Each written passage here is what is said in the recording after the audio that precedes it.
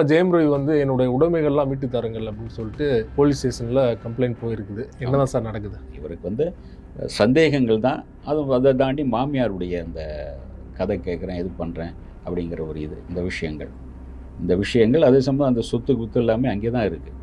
இவர்கிட்ட அது வந்தாகணும், திருப்பி வந்தாகணும்னு தான் கேட்குறாரு. இதுக்கு மேலே பொறுக்க முடியல. பல தடவை சொல்லியாச்சு, இவங்க கேட்கல. மீறி வெவ்வேறு இப்போ வந்து வேறு வகையில் டார்ச்சர் பண்ண ஆரம்பிச்சிட்டாங்க. இவர் மேலே ஒரு டிவோர்ஸ் கொடுக்க முடியாது. ஆமாம், டிவோர்ஸ் கொடுக்க முடியாது. ஆனால் இவரை வந்து ஒரு பெண் பித்தரா வேறு மாதிரி இவர் இது பண்ணணும்னு பண்ணிகிட்ருக்காங்க. அவருடைய பேரை கெடுக்கிறதுக்கான தான் முயற்சி. இது பெரும்பாலும் பேர் கெடுக்கணும் தான், வேறு எதுவும் கிடையாது. இந்த மாதிரி சந்தேகப்பட்டுருக்காங்க சார். கோவா போனது, அவங்க கூட போனேன், இங்கே போனேன், ஷூட்டிங் ஸ்பாட்டில் எங்கே இருக்கணும், அதை கொடைக்கானலில் இருக்குன்னா கொடைக்கானலில் ஹோட்டலில் வந்து பார்க்குறது, ரூமுக்குள்ளே பார்க்குறது, அடுத்த ராத்திரியில் கதவு தட்டி பார்க்குறது, பார்த்தா யாருமே இல்லை அப்படிங்கிறது. இப்படி பல இடங்களில் தேடி பார்த்துருக்காங்க, சொல்லியிருக்காங்க. அவங்க அந்த பாடகி கூட இருக்காங்க அப்படின்னு. அங்கே எங்கேயுமே அவங்க கிடைக்கவே இல்லை அவங்க. ஆனால் இவங்களா கிளப்பி விட்டுட்டே இருக்காங்க. ஏற்கனவே அவங்க பாடகியாக இது பண்ணும்போது சாங்கெலாம் வந்து பேசியிருக்காரு, பாராட்டியிருக்காரு. ஜீவா இருந்தார். ஆமாம், ஜீவா. அதனால் அந்த ஒரு நட்பு கருதி அவங்க வந்து ஒரு ஆன்மீகத்தில் ஒரு இதாக இருக்காங்க. இவர் வந்து அதுக்காகவே அப்படின்னு இவங்க சொல்கிறது தப்பான விஷயம். ஓகே. ஏன்னா அதுக்கு முன்னே அந்த நடிகையை சொல்லிட்டு இருந்தீங்க. அப்போ நடிகை எங்கே இருந்தார் அவர்? அந்த நடிகை நல்ல வேலை அவங்க வந்து இவரை சைதன்யான இவரை லவ் பண்ணிட்டு இருந்தாங்க, கல்யாணம் பண்ணிட்டு போயிட்டாங்க. அதுவும் அவங்க எப்போன்னா ஒரு 4 வருஷமாக அவங்க லவ் பண்ணுறாங்க அப்படின்றாங்க. அவங்க பிரியறதுக்கு முன்னே எல்லாம் வதந்தி. ஆமாம். அப்போ எதை நம்ம நம்புறது? இவங்க தயாரிக்கிற டிவி சீரியலில் வந்து ஒரு பொண்டாட்டி இருக்க 4 பொண்டாட்டி கட்டிக்கிற மாதிரி ஒரு கலாச்சாரத்துக்கு பொருந்தாத சீரியல் தானே தயாரிக்கிறாங்க இவங்க. அந்த மைண்ட் தானே இருக்கு, வில்லத்தனம். அந்த வில்லத்தனம் தான் இங்கேயும் வருது. அது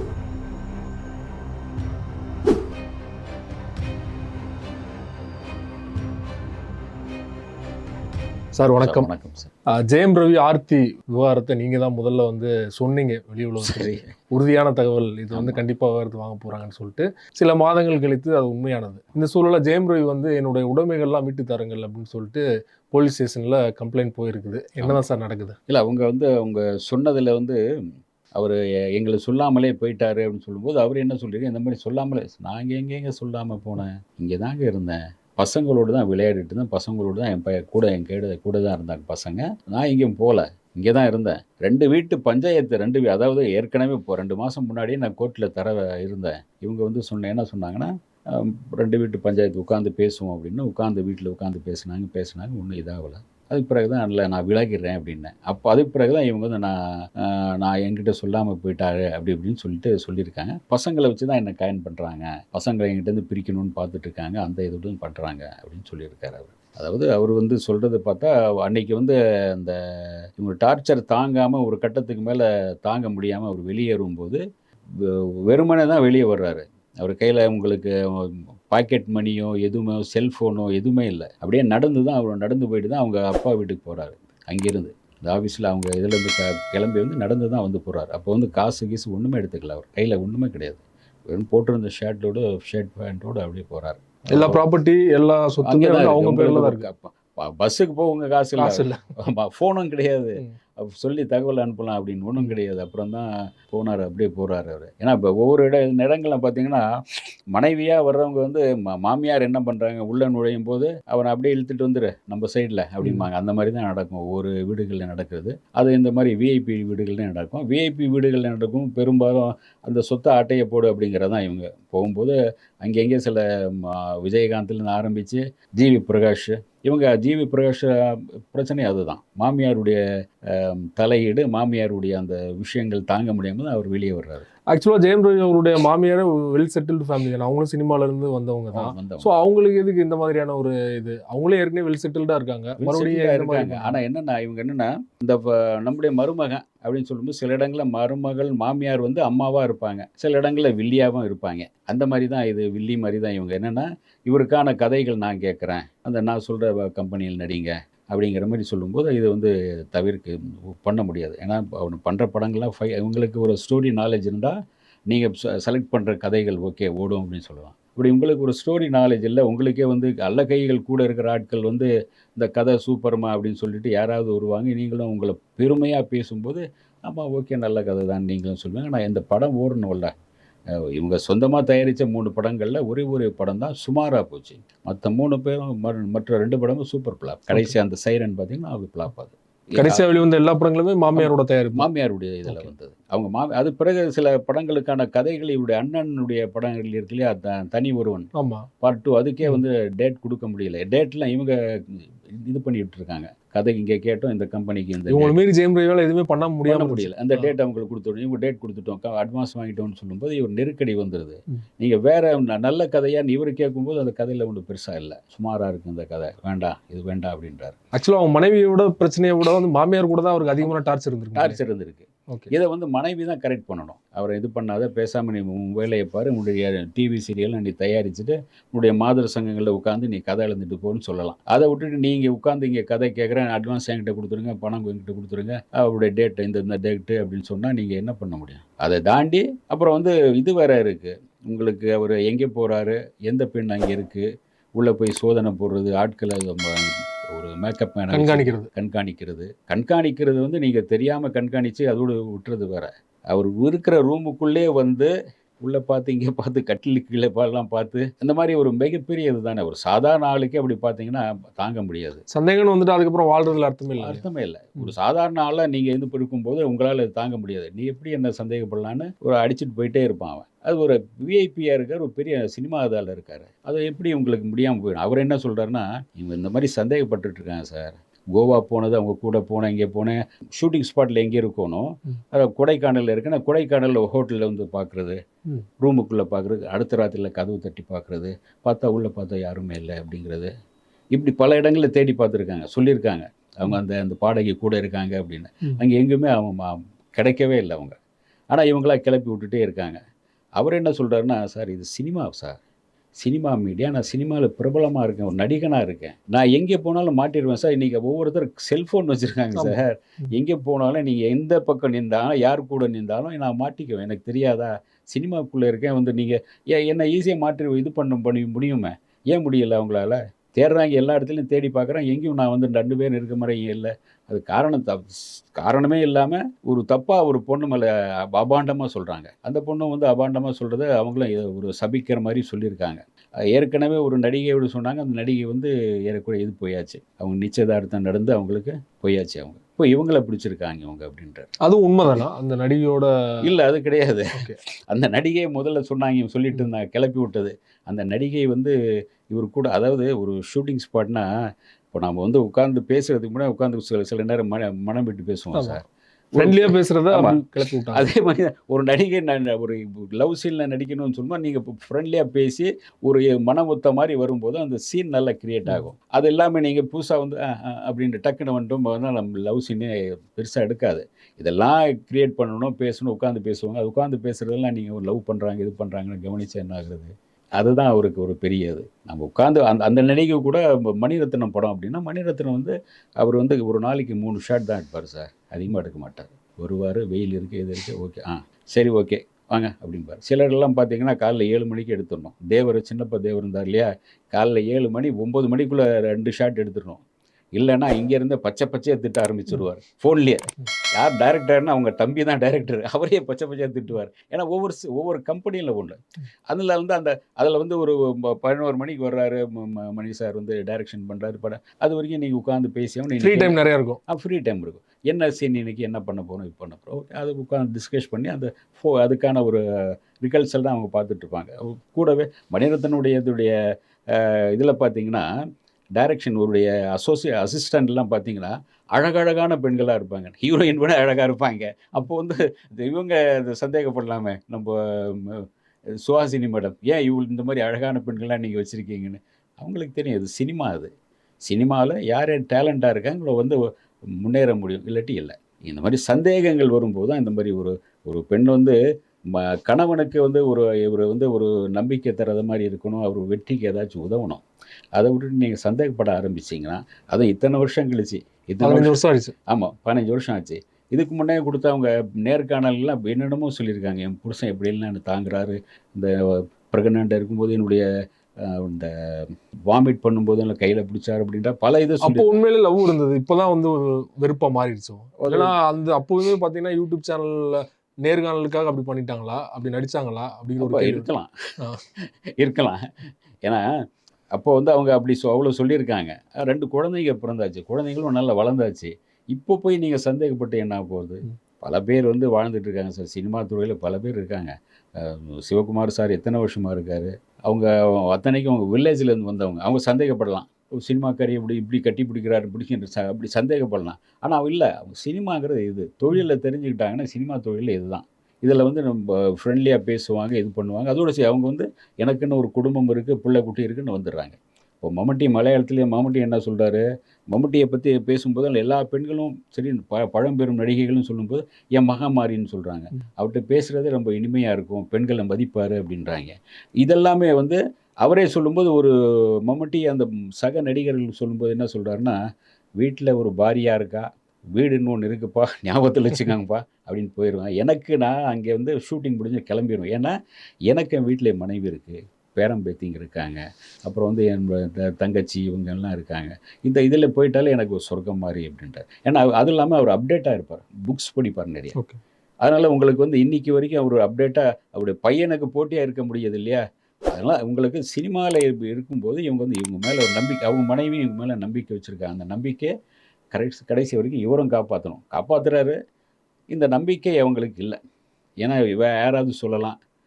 கூட இருந்து யாராவது சொல்லுவாங்க. இல்ல இப்படி இருப்பாரு, அப்படி இருக்காரு அப்படின்னு சொல்லுவாங்க. ஆனா இதுவரைக்கும் அவர பத்தி காசிப் எதுவும் வரல. வந்ததில்ல. ம். வந்ததில்ல. அப்போ அதுவே உங்களுக்கு ஒரு நம்பிக்கை குடுத்துருங்கணும்ல. அது அது பத்தி வந்து இப்ப நம்ம இவர எடுத்தீங்கன்னா, தனுஷ்காவது பல காசிப் வந்திருக்கு. அதுக்காக பிரிஞ்சேன்னு அவங்க சொன்ன அளவு அது இது வாஸ்தவம். இவங்களுக்கு காசிப்பே வரலையே. கோர்ட்டுக்கு போயிட்டாரு. இனிமே அவங்க வந்தாகணும். அவங்க வந்து என்ன சொல்ல போறாங்கன்னு தெரியல. இப்போ அந்த பாடகி கெனிசாவோட தான் முதல்ல தொடர்புல இருந்தாரு. அதனால தான் வந்து விவாகரத்துக்கே காரணம் அப்படிங்கிற ரீதியில வந்து செய்திகள் வந்துட்டு இருந்தது. தொடர்பாக சமீபத்தில அந்த பாடகி ஒரு பேட்டி குடுத்திருந்தாங்க. அந்த ஆமா. பேட்டியில வெளிப்படையா சொல்றாங்க, மனைவி குடுத்த டார்ச்சரால வந்து தாங்க முடியாம தனியா அவரே கார் எடுத்துட்டு கோவாக்கு வந்துட்டாரு. என்ட்ட வந்து ஹீலிங்க்காக. டிவோர்ஸ் நோட்டீஸ் அனுப்புனதுக்கு அப்புறம் தான் அவர் என்ட்டயே வந்தாரு. அதனால வந்து நான் டிவோர்ஸ்க்குலாம் காரணம்னு சொல்லிட்டு அவங்க தரப்புல இருந்து சொல்றாங்க இல்லையா? எது சார் உண்மை? இல்ல அவங்க அவங்க வந்து அந்த சில பேர் மனநிலை பாதிக்க ஓரளவு கொஞ்சம் தடுமாற்றத்தில இருக்கிற இவங்களெல்லாம் நெறைய ஆமா. ட்ரீட்மெண்ட் குடுத்துருக்காங்க. அந்த வகையில இவருக்கும் ஒரு ட்ரீட்மெண்ட் குடுத்துருக்காங்க. ஏற்கனவே அவங்க பாடகியா இது பண்ணும்போது இவங்களுக்கு வந்து இது பண்ணியிருக்காரு அவரு. அந்த அவங்களுடைய அரங்கேற்ற அந்த பாடல்கள் ஆல்பம் சாங் ஒண்ணு வந்துச்சு. ஆல்பம் சாங்குக்குலாம் வந்து பேசியிருக்காரு, பாராட்டியிருக்காரு. ஜீவா இருந்தாரு. ஆமா எல்லாமே. ஜீவா. அதனால அந்த ஒரு நட்பு கருதி இவங்க வந்து ஒரு ஆன்மீகத்தில ஒரு இதா இருக்காங்க இவங்க. ஒரு ஆன்மீக விஷயங்கள சொல்லி இது பண்றாங்க அப்படின்னு சொல்லி அவர் கேட்டிருக்கலாம். அது வந்து உங்களுக்கு ஒரு குடும்பத்தில இது இல்லாத பட்சத்தில அது வரணும். இவர் வந்து அதுக்காகவே அப்படின்னு இவங்க சொல்றது தப்பான விஷயம் தான். ஓகே. ஏன்னா அதுக்கு முன்னே அந்த நடிகைய சொல்லிட்டு இருந்தீங்க. அப்ப நடிகை எங்க இருந்தாரு அவரு? ம். அந்த நடிகை கூட படுத்திருந்தாரா? இது பண்ணிட்டு இருந்தா சொல்லவே இல்லையே அத. அந்த நடிகை நல்ல வேளை அவங்க வந்து சைதன்யான்னு இவர லவ் பண்ணிட்டு இருந்தாங்க. கல்யாணம் பண்ணிட்டு போயிட்டாங்க. அதுவும் அவங்க எப்போன்னா ஒரு 4 வருஷமா அவங்க லவ் பண்றாங்க அப்படின்றாங்க அவங்க. ம். அவங்க பிரியறதுக்கு முன்னே. இப்ப எல்லாம் வதந்தி தான். ஆமா. ம். அப்போ என்ன எத நம்ம நம்புறது? அதனால இவங்க வந்து அவங்க வந்து இந்த படத்துல நடிக்கும்போது ஃப்ரெண்ட்லியா இருந்தாங்க. ஹீரோயினா நடிக்கும்போது ஃப்ரெண்ட்லி எல்லாமே நடிகை ஹீரோயின வந்து அவங்க நல்லா ஃப்ரெண்ட்லியா நடிச்சாகணும் சார். ஹீரோ கூட அப்பதான் நீங்க ட்ராவல் பண்ண முடியும். அந்த சீன்லலாம் நல்லா நடிக்க முடியும். ஒரு கலகலப்பா வரும். இது வந்து நம்ம வந்து ஒரு படம் முடிச்சுட்டு அடுத்த படத்துக்கு போய் மறுபடியும் அந்த ஹீரோயின் கூட நீங்க கொஞ்சணும். இதுதான் சினிமா தொழிலே அதுதான். நீங்க இத மட்டும் பிடிச்சுக்கிட்டு இருந்தீங்கன்னா, அது வாஸ்தப்படப்படாது. இவருக்கு வந்து சந்தேகங்கள் தான். அதுவும் அத தாண்டி மாமியாருடைய அந்த கதை கேட்குறேன், இது பண்றேன் அப்படிங்கிற ஒரு இது. இந்த விஷயங்கள் அதே சமயம் அந்த சொத்து, குத்து எல்லாமே அங்கே தான் இருக்கு. இவர்ட்ட அது வந்தாகணும், திருப்பி வந்தாகணும்னு தான் கேட்குறாரு. அவரே சொல்றாரு நேத்து, என்னோட பாஸ்போர்ட்ல இருந்து எல்லாமே அவங்க கண்ட்ரோல்ல தான் இருக்குது. ஆமா, என்கிட்ட எதுவுமே இல்ல. நான் ஒரு நாடோடி. ஆமா. அப்படிலாம் சொன்னா ரொம்ப ஃபீல் பண்ணி ரொம்ப வேதனையோட சொன்ன மாரி தான் இருந்துச்சு இல்லையா? அவர் அத்தனைக்கும் அந்த பேசும்போது. கார் வந்து இவருடைய மனைவி பேர்ல இவர் தான் வாங்குனார். என் காருங்க. மனைவி பேர்ல அதாவது நீங்க நடிகனா இருந்தா பல பேர்ல வாங்குவாங்க. ம். அந்த இன்கம் பினாமி டாக்ஸ் நெறைய பேர் இருப்பாங்க. ஆமா. பினாமி நெறைய பேர் இருப்பாங்க. இப்போ விஜயகாந்த் எடுத்தீங்கன்னா, எக்கச்சக்கமான பினாமி யார் யாருன்னு எனக்கு ஒரு லிஸ்ட் தெரியும். அந்த ம். மாரி பினாமி இருக்கு. அந்த மாரி இங்கே பினாமியா ஒரு பையன் பேர்ல, பொ பொ பொ 2 பசங்க பேர்ல, மனைவி பேர்ல இப்படி வாங்குவாங்க. இதெல்லாமே நீங்க அங்கே தான் இருக்கு. எல்லாமே விட்டு நான் சொன்னேன்ல, எல்லாமே அங்கே விட்டுட்டு நடந்து போறாரு வீட்டுக்கு. இதுக்கு மேல பொறுக்க முடியாது. பொறுக்க அவ்வளோதான். முடியாது. ம். இதுக்கு மேல பொறுக்க முடியல. பல தடவ சொல்லியாச்சு. இவங்க கேட்கல. மீறி வெவ்வேறு இப்போ வந்து வேற வகையில டார்ச்சர் பண்ண ஆரம்பிச்சுட்டாங்க. இவர் மேல ஒரு டிவோர்ஸ் குடுக்க சந்தேகத்த முடியாது. ஆமா டிவோர்ஸ் குடுக்க முடியாது. ஆனா இவர வந்து ஒரு பெண் பித்தரா வேற மாதிரி ஒரு இது பண்ணணும்னு பண்ணிட்டு இருக்காங்க. அது உண்மைதானா? அவரே சொன்னார் வெளிப்படையா வந்து என்னோட பேரை கெடுக்கிறதுக்கு முயற்சி ஆமா. பண்றாங்க. அவருடைய பேரை கெடுக்கிறதுக்கான தான் முயற்சி இது. பெரும்பாலும் பேர் கெடுக்கணும் தான். ம். வேற எதுவும் கிடையாது. பேரை கெடுத்தாகணும். அப்போதான் நீங்க வந்து மக்கள் மத்தியில இவருக்கு ஒரு வேற மாதிரி ஒரு இது வரும்னு பார்க்குறாங்க அவங்க. நினைக்கிறாங்க. இந்த மாதிரியான ஏன்னா விஷயங்கள்லாம் டிவி இண்டஸ்ட்ரியில சீரியல் தயாரிச்சு அந்த மாதிரி புத்தி தானே வரும். இவங்க தயாரிக்கிற டிவி சீரியல்ல வந்து ஒரு பொண்டாட்டி இருக்க 4 பொண்டாட்டி கட்டிக்கிற மாரி ஒரு கலாச்சாரத்துக்கு பொருந்தாத சீரியல் தானே தயாரிக்கிறாங்க இவங்க. அந்த மைண்ட் தானே இருக்கும். வில்லத்தனம். வில்லத்தனம். ம். அந்த வில்லத்தனம் தான் இங்கேயும் வருது அது. இந்த விஷயங்கள்லாம் வந்து அவருடைய திரை வாழ்க்கையை பாதிக்கும்னு நினைக்கிறீங்களா? அடுத்தடுத்த படங்கள்ல ஏதாவது ஒரு ஆமா. பாதிப்பு ஏற்படுமா? பாதிக்கும் சார். அதாவது இந்த சென்டிமெண்ட்டா சில பெண்கள் விஷயத்துல இந்த மாரி இவரு இப்படி பண்ணிட்டாரு, அப்படி பண்ணிட்டாரு இவங்க கிளப்பி விடுவாங்க இல்லையா? ம். அது உண்மைய சில பேர் உடனே அத நிரூபிக்க முடியாது இல்லையா? பல சமயங்கள்ல பார்த்தீங்கன்னா, அம் இவங்க ஸ்ரீவித்யாவ எடுத்துக்கங்க. ஸ்ரீவித்யா வந்து அவங்க டேவிஸ் கேட்டு பல வருஷங்கள் போராடினாங்க. ஏன்னா கிறிஸ்துவ இதில பார்த்தீங்கன்னா, நிரூபிச்சாகணும் நீங்க. அவருக்கு ஒரு பெண்ணோடு வாழ்ந்துட்டு இருக்காருங்கிறத நிரூபிச்சாகணும். அது முடியாம தான் அவங்க பல வருஷங்கள் போராடி அவங்களோட சொத்துக்கள்லாம் இழந்தாங்க. தெரியாம போயிட்டு ஒருத்தர் ஒருத்தரை லவ் பண்ணி, கல்யாணம் பண்ணி, கன்வெர்ட் ஆயிட்டு, அவருக்காக ம அசைவம்லாம் சமைச்சு, கிமைச்சு எல்லாம் பண்ணி, அவருடைய லைஃப்ல ஒரு கட்டத்தில வேற ஒரு பெண்ணோட ஒரு தொடர்புல இருக்காரு. அது அப்படியே வெளிய வர்றாங்க. அவருடைய சொத்துக்கள்லாம் இழந்தாங்க அவங்க. அதுக்கு பிறகு தான் அவங்க அது ஏறக்குறைய ஒரு 16 வருஷம் ஆச்சு அவங்க இதுக்கு கேஸ் முடியறது. கேஸ் முடிய. ஓகே. அதில அருள்மொழி அம்மா தான் ஒரு முறை சொன்னாங்க. கிறிஸ்துவ பெண்ணா இருக்கனால கிறிஸ்துவ இதில வந்து சட்டப்படி நீங்க ஒரு நிரூபிச்சாகணும். ஒரு பெண்ணோடு இருக்காரு அப்படிங்கிறதுக்கான ஆதாரத்தோடு நிரூபிச்சா தான் உங்களால இந்த கோர்ட்ல இது கிடைக்கும் அப்படின்னாங்க. ஆண்களுக்கு சாதகமா இருக்கு அந்த சட்டம். சாதகமா. ஓகே. அந்த ஒரு அவ்வளோ அப்படி அவஸ்தைப்பட்டாங்க. அந்த மாதிரி இவருக்கு பாருங்க. அது இப்போ பார்த்தீங்கன்னா, இவங்க தான் இது பண்ணிட்டு இருக்காங்க. இத்தனை நாள் வந்து சினிமா ஃபீல்டில் அவருக்காக எந்த இதுவும் கிடையாது. சேர்ந்து வாழ்நாள் நான் தான் முடிவு பண்ணணும். பெரியதா இருந்தாலும் நான் தான் முடிவு பண்ணணும் அப்படிங்கிற ஒரு மைண்ட் செட்டுக்கு வந்துட்டாங்க. ஆமா. அது மாதிரி தான். ம். இப்போ அவர் வந்து விட்டு கொடுத்து இருந்தார். இத்தனை நாள் இருந்தார். ஆனால் நீங்க அவரை வந்து டார்ச்சர் பண்ணிட்டு இருந்தீங்க. அந்த டார்ச்சரை மீறி அவரால தாக்கு முடியாம தான் வர்றாரு. ஒரு டார்ச்சரையும் அவர் இவ்வளவு நாள் வந்து மேனேஜ் பண்ணதுக்கு காரணம் கண்டிப்பா அவங்களோட 2 பசங்க தான் இல்லையா? பசங்க வந்து இப்போ அவங்க கூட இருக்காங்களா? இல்ல அவர் கூட இவர் இருக்காங்க? கூட இருக்காங்க. இவர் கூடயும் இருக்காங்க. அந்த பசங்களையும் கூட இவரை கூட வைக்கக்கூடாது அப்படிங்கிற ஒரு ஐடியா பண்ணிட்டு இருக்காங்க. ஓகே. அந்த பசங்களை காயின் பண்ணி பசங்களை வந்து தண்ணி ஆனால் பசங்க வந்து அவர் கூடவே இருக்காங்க. இவர் வந்து ஒரு நல்ல அப்பாவா இருக்கிற ஒரு நல்ல குடும்ப தலைவராக இருப்பார் சார். ஏன்னா பசங்க எனக்கு குடும்பத்தில் வந்து பசங்க இருக்காங்கன்னா பசங்களோட விளையாடுறது, கிரிக்கெட் விளையாடுறது, செஸ் இந்த மாதிரி விளையாடிட்டே இருப்பார் இல்லையா? அது பசங்களுக்கு என்ன பிடிக்குமோ அது கூட இருப்பார். அதனால் அந்த பசங்க இவர் மேலே ஒரு நல்ல பிரியமாக இருப்பாங்க. அப்போ வந்து ஒரு அப்பாவாக அவர் வந்து நல்ல இதாக இருந்துக்கிறார் தானே அர்த்தம். பசங்களுக்கு பிடிச்ச மாதிரி. சினிமாக்குள்ளே வந்து இருக்கும்போது பல விஷயங்கள் இருக்குது சார். பல பெரிய நடிகர்களுக்கெல்லாம் இது உண்டு சார்.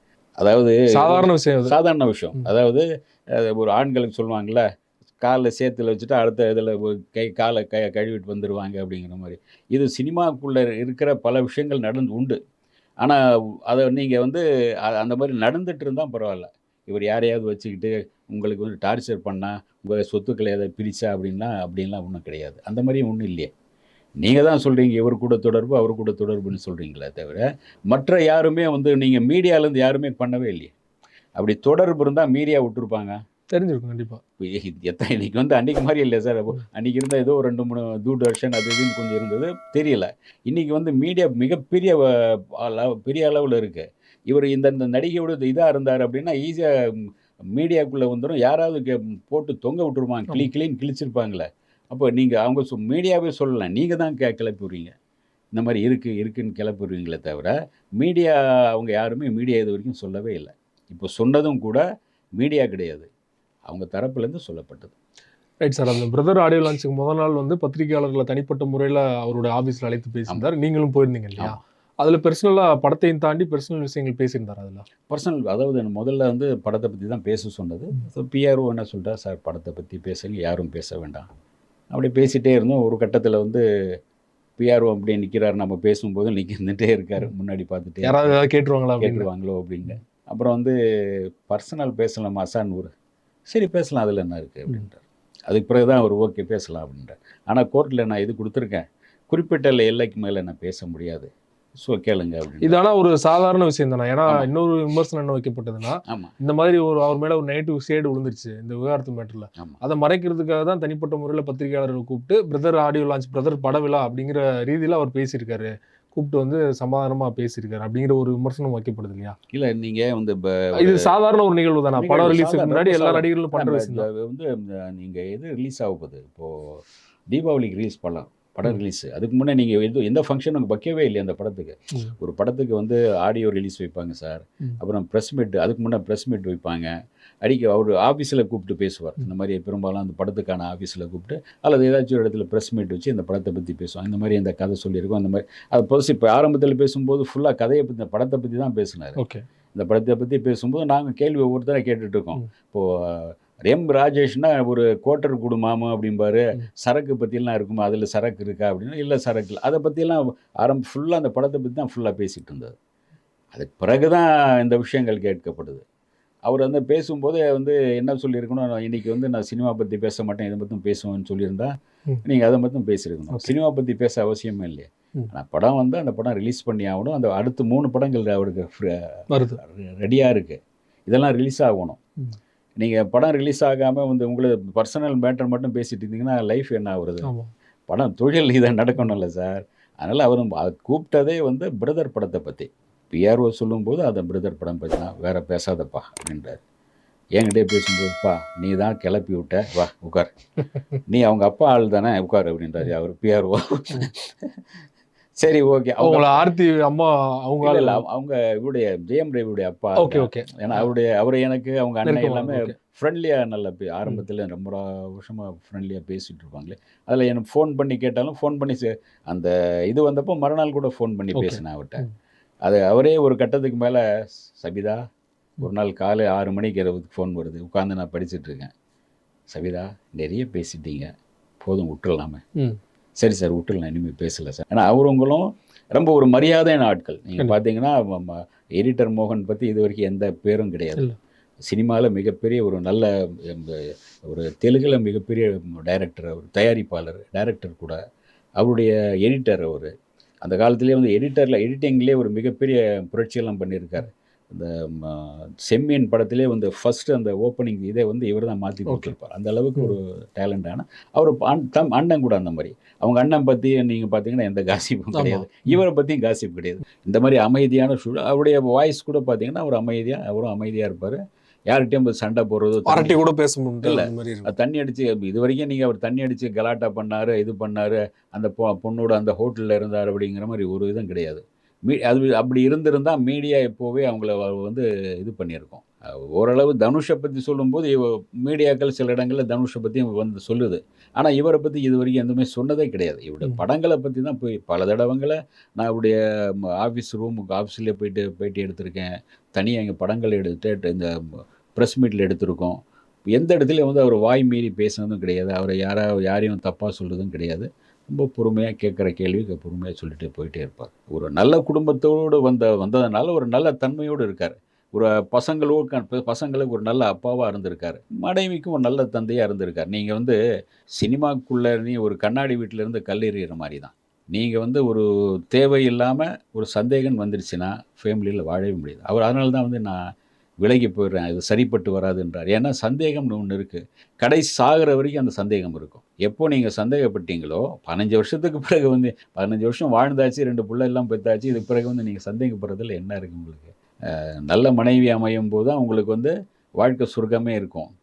நல்ல இந்த மாதிரி ஒரு சந்தேகத்தோடும் ஒரு எடுத்ததுக்கெல்லாம் ஒரு டார்ச்சர் கொடுத்துக்கிட்டு, நான் பணக்கார பொண்ணு, எனக்கு எல்லாம் சொத்து இருக்குது, அப்படி இப்படின்னு ரொம்ப திமிர்த்தனமாக பேச ஆரம்பிக்கிற பெண்ணால் வந்து குடும்பத்தில் நிம்மதியும் இருக்காது, அந்த கணவனுக்கும் நிம்மதி இருக்காது, ஒரு மரியாதையும் இருக்காது. ஏறக்குறைய மரியாதை இல்லாத தன்மை தான் இது. நான் ஒரு பணக்கார பணக்கார பெண்கள் பெரும்பாலும் என்ன பண்ணுறாங்க நீங்கள் பார்த்தீங்கன்னா, எந்த பணக்கார குடும்பத்தில் போனீங்கன்னாலும் கூட மருமகன் போனவன் இன்னொரு அடிமையாக இருப்பான். இருந்தாகணும், வீட்டோடு இருந்தாகணும். மீறி பண்ணிங்கன்னா உங்களை மேலே ஏதாச்சும் ஒன்று பண்ணிடுவாங்க. இவர் திருடிட்டார், இல்லாட்டி ஏதாச்சும் ஒரு அந்த வேலைக்காரி இது பண்ணுறாரு, அப்படி இப்படின்னு ஏதாச்சும் ஒரு போயிட்டு பேசி இவரை வந்து காலி பண்ணிடுவாங்க. உதாரணம் ஜெயம் ரவி தான். ஜெயம் ரவிக்கு அப்படி தான் உருவாக்குறாங்க. அவர் பெண்களோட இது இருக்குது, அது இருக்குன்னு இவங்களா உருவாக்கி விட்டு ஒரு வில்லி மாதிரி இப்போ செயல்பட்டு இருக்காங்க அவங்க. அதுதான். ரொம்ப நன்றி சார். இந்த விவகாரம் தொடர்பாக டீட்டெயிலாக எங்களோட ஒரு இன்டர்வியூ கொடுத்தீங்க. மிக்க நன்றி. மிக்க நன்றி.